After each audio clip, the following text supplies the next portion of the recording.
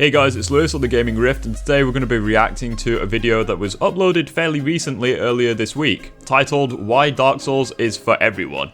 I'm actually very excited for this video, and if you guys are, feel free to like, comment, subscribe if you want to see more of those reaction type videos. With that being said guys, I won't delay you any further, let's get right into the video. Have you ever heard of the reputation of Dark Souls and thought, that's too much for me, I don't need that kind of stress in my life, or I don't want to spend hours learning the game to see if I'll even like it? Then this video was made for you. Excellent. I thought the exact same thing when I started, but I was totally wrong in assuming I'll feel a specific way. I think Dark Souls gets far too much credit as a skill test of a game, and I don't think it was made with hardcore gamers in mind.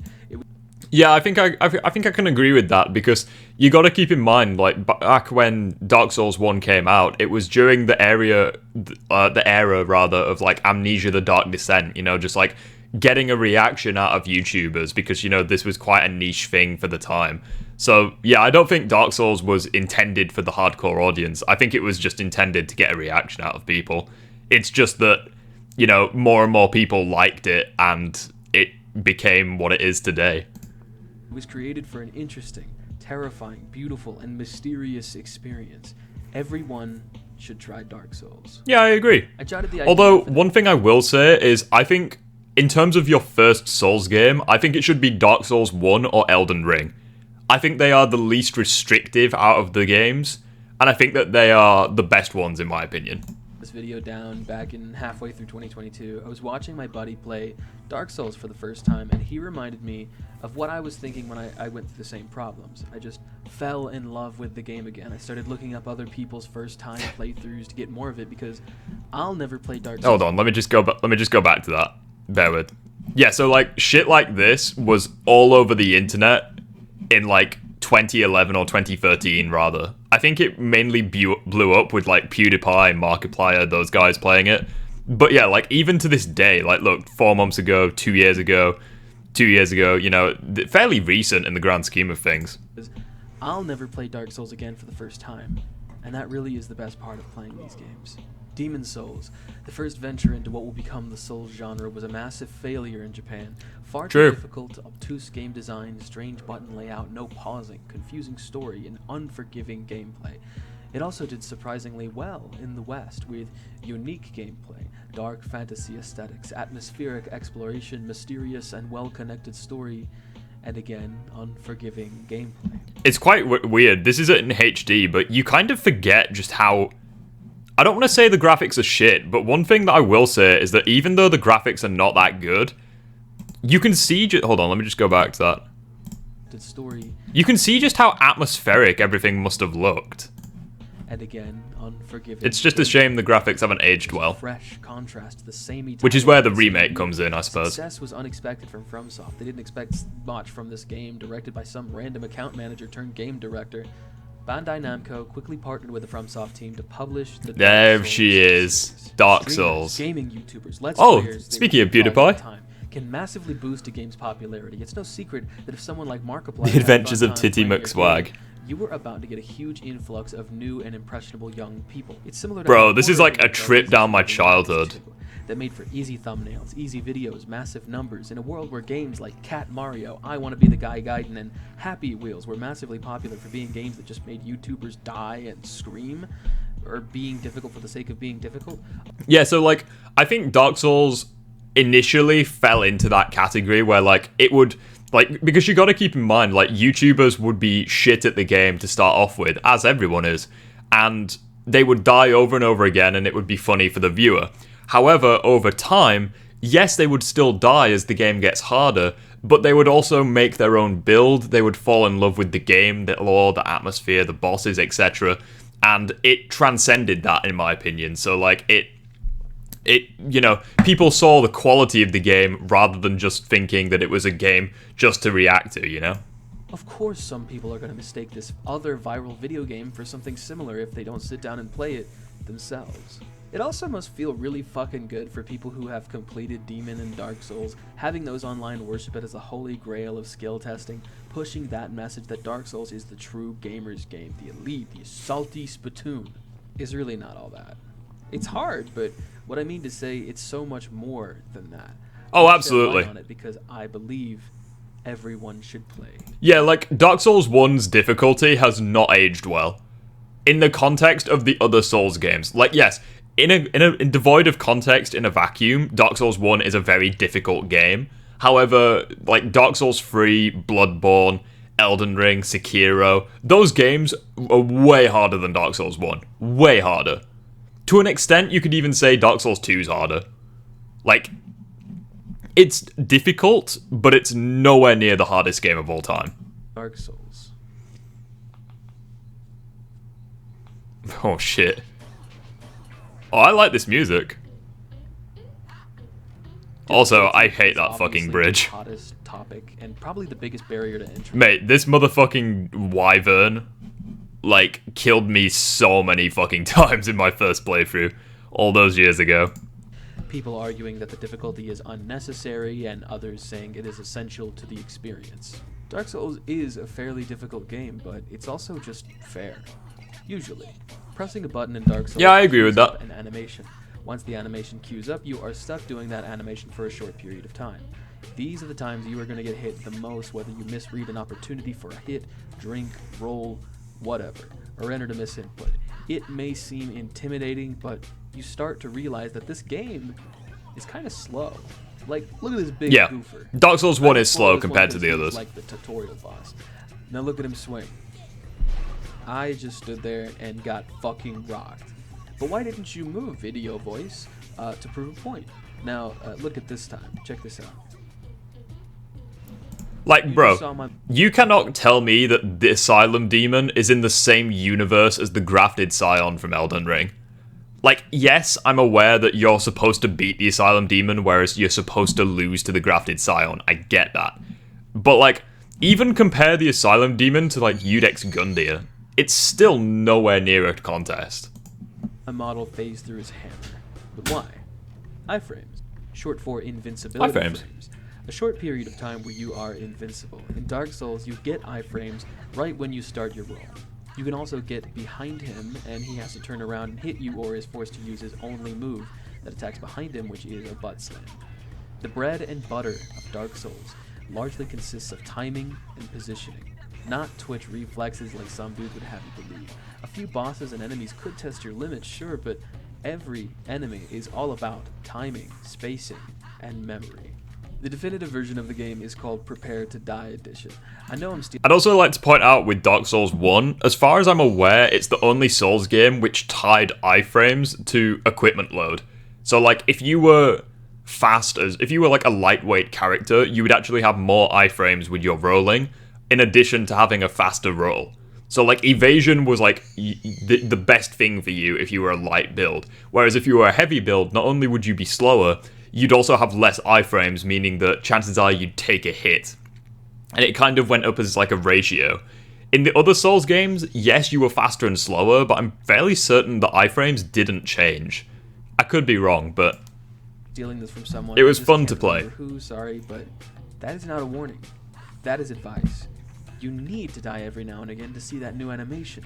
And wouldn't you know it, a lot of bosses have more than a couple of them. That's why this game is so notorious. I love they use this boss as an example. Transfer skills from another game into this one, like most shooters, because this one requires special attention to enemy-specific animations. To expect you to reflexively dodge every new enemy in the game is unreasonable, and is Elden Ring, take note. Never asked of you. So hold this L, because L stands for lessons. Take the L, I know, right?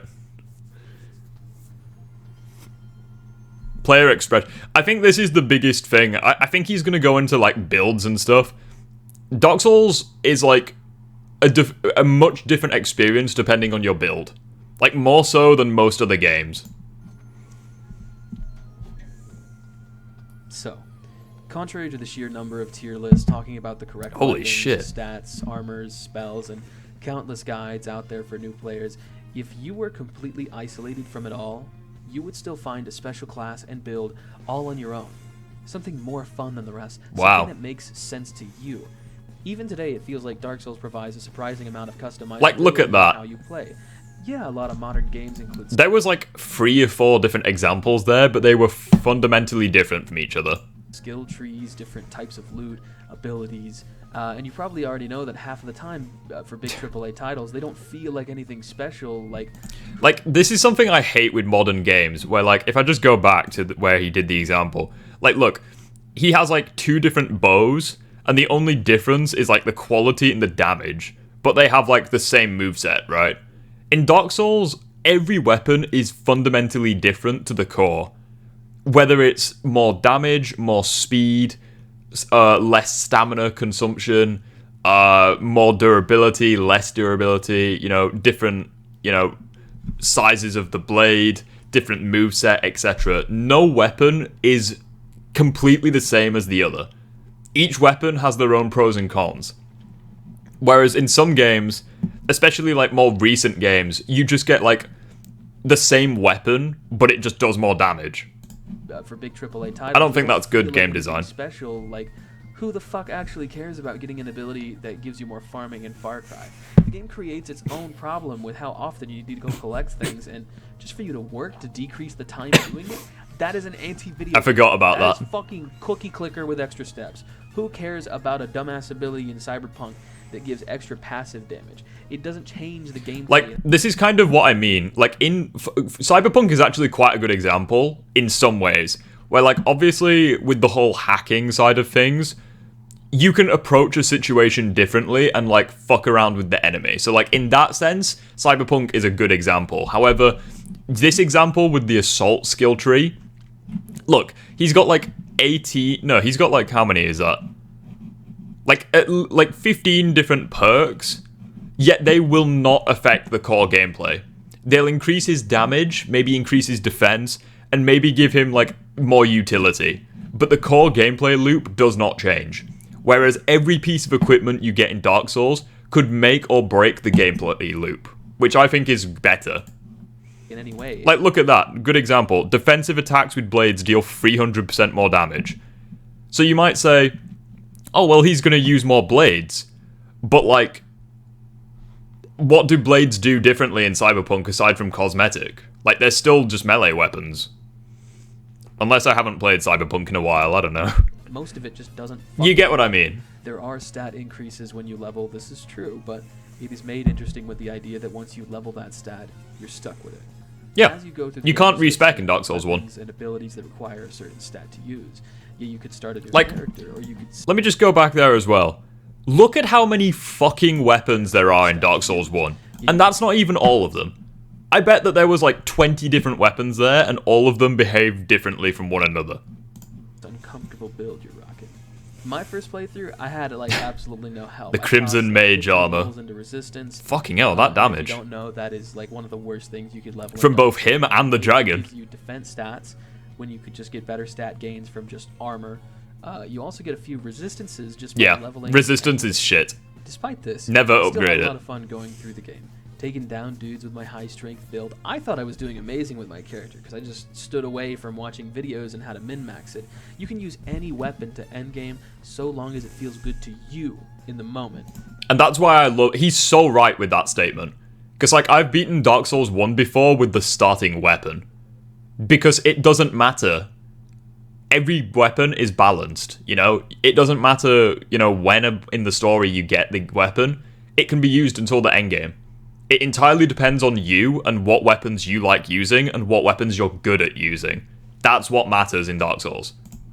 Trying to efficiently construct your character is more of a challenge for a second playthrough, if you feel like going another round. The point is, the RPG elements in Dark Souls may seem like a convoluted mess, but it is all there. And I don't think Dark Souls 1 was a good example of this. I think that Dark Souls 3 and, well, maybe Dark Souls 2 onwards, where you could completely customize weapons. Like, you could take, say for example here, the hand axe he's using here. In future games, you could make it so that it scales with dexterity instead of strength. You can make it so that it scales with strength instead of dexterity. You can make it so that it scales with intelligence and strength, but not dexterity. You know, you can completely customize the weapons to fit whatever build you're going with. Like, that is the amount of customization you can do. Some weapons you can't do it. Like, take Black Knight Greatsword as an example. You can't customize that. It is stuck in the way it is. However, generally speaking, those weapons are the best ones in the game.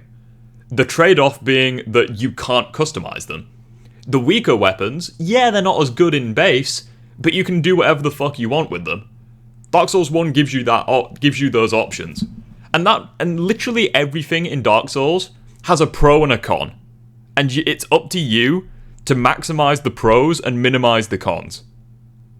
That's literally what you've got to do. For the sake of a personal experience.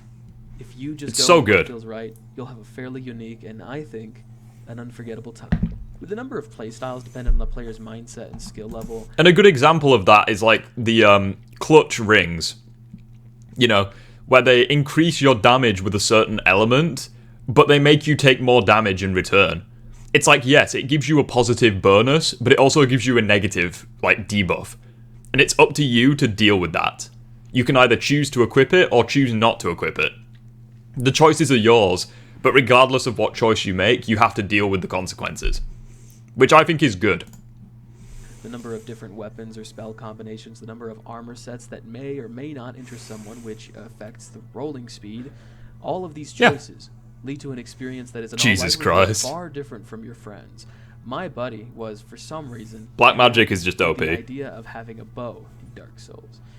This was so odd to me because I look at a bow and I think of a pea shooter, a niche but cute weapon with limited practicality in the game. I've not actually beaten Elden Ring or Dark Souls with just a bow. I do want to go back and do it because, yeah, he's 100% right. I thought that a bow was shit.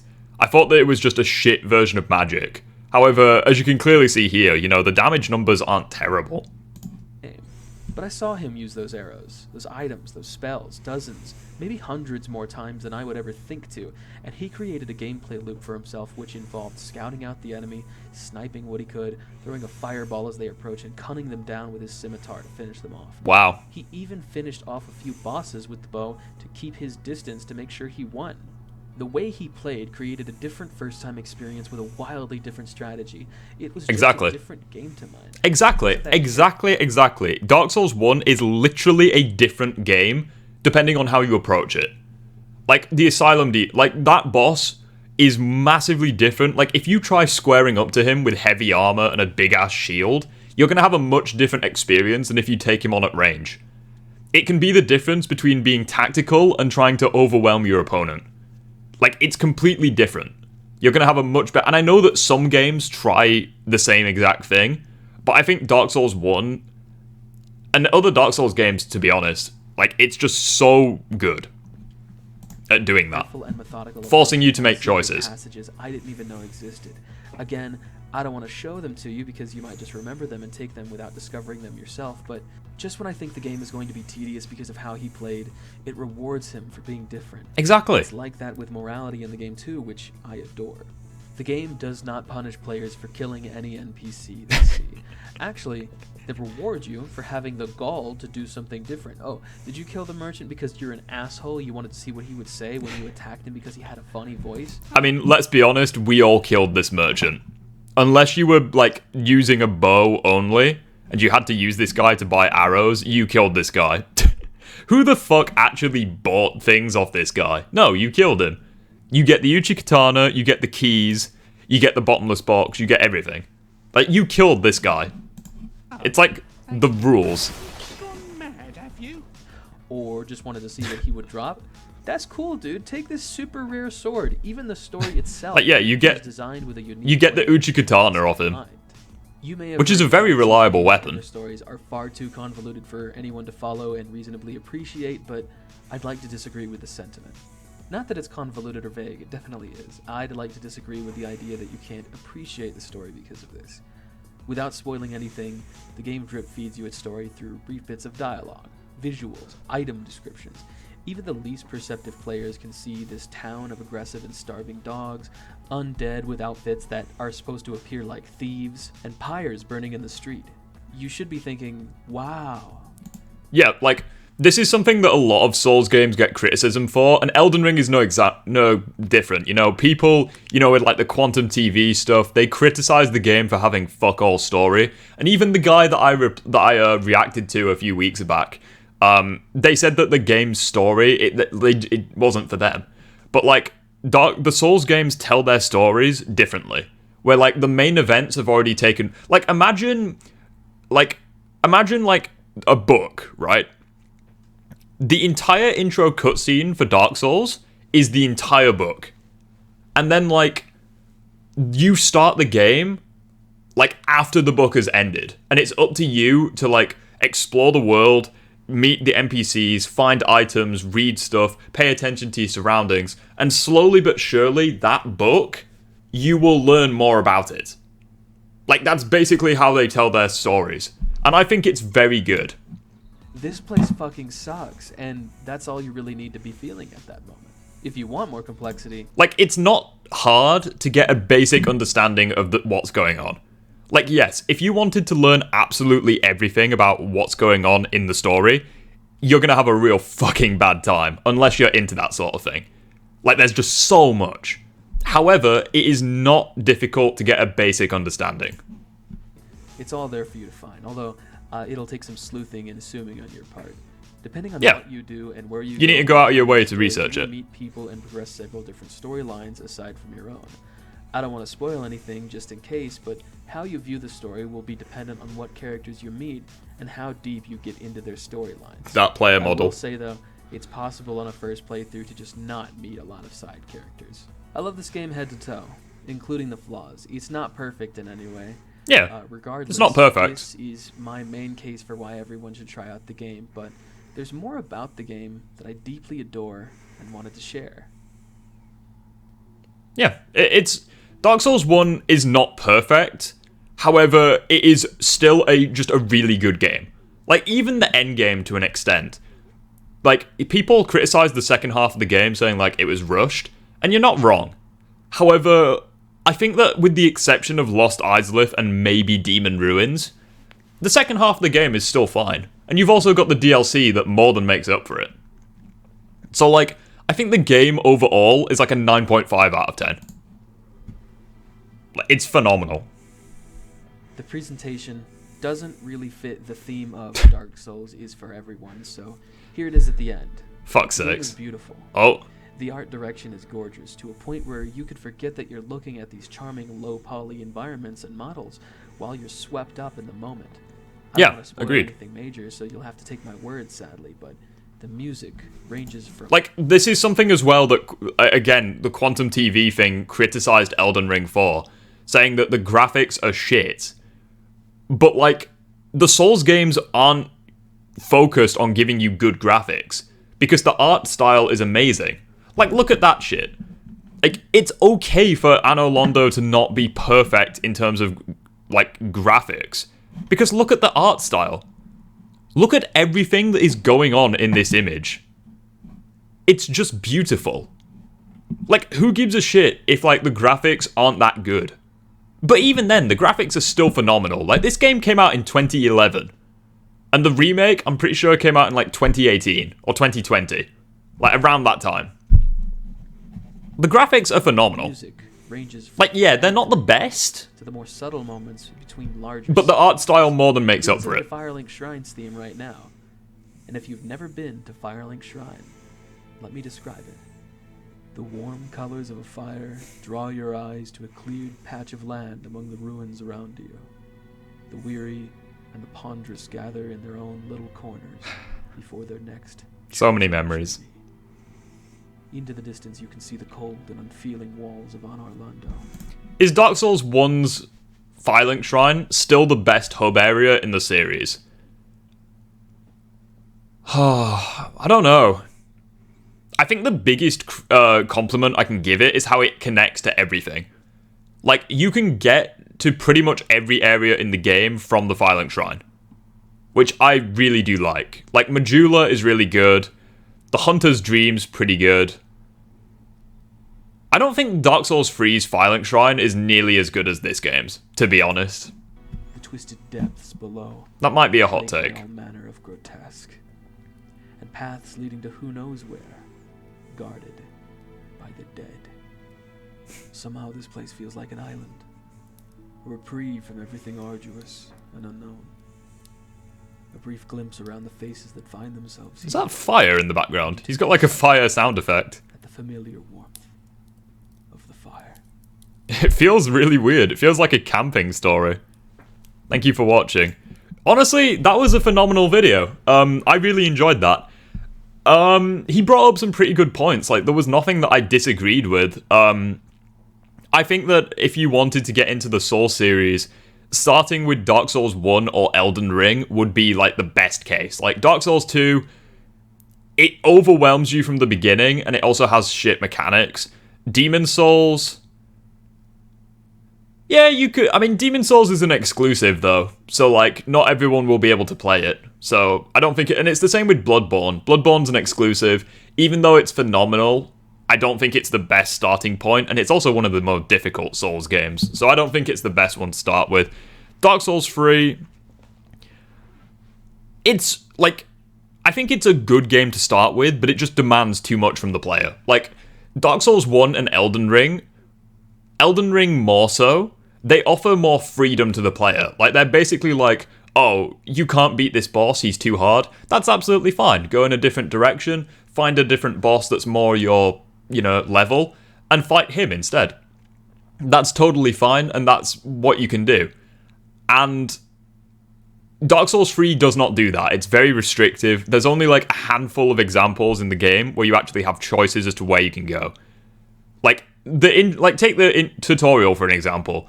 Eudex Gundyr is quite a demanding boss for someone who is new to the series.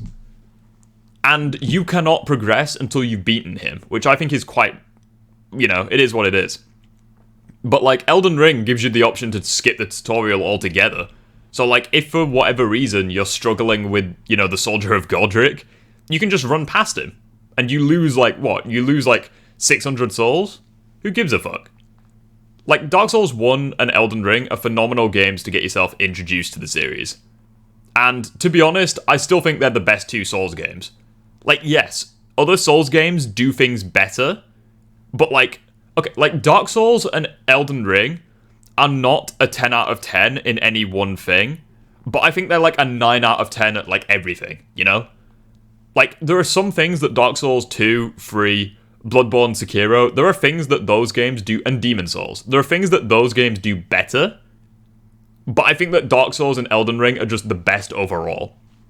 So yeah, I really enjoyed this video, and I recommend people try those particular games if you're wanting to get started into the Souls series. With that being said though, guys, that's the end of my video. I hope you enjoy. Feel free to check out the original video and, subscribe, like the video, etc.